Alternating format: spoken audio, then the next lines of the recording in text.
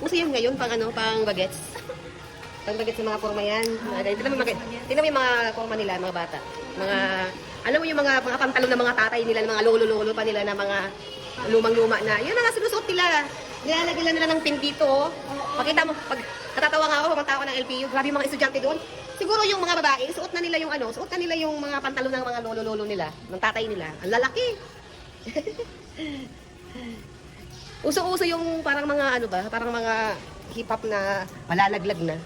Ito iba kasi pag 0.5 siya, o di ba? Maano siya, malawak. Ano? 0.5 na.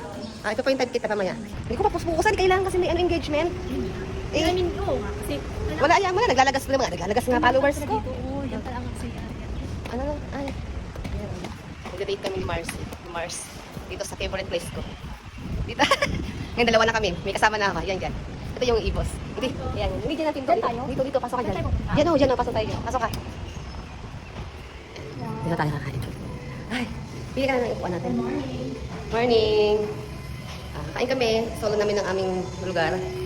Ano? Dito, nagalas ka talaga. Documentaries yan. Talaga naman. Ibibigyo natin yan kasi kasama yan sa moment natin for today's ganap. For today's ganap yan. Kaya yan.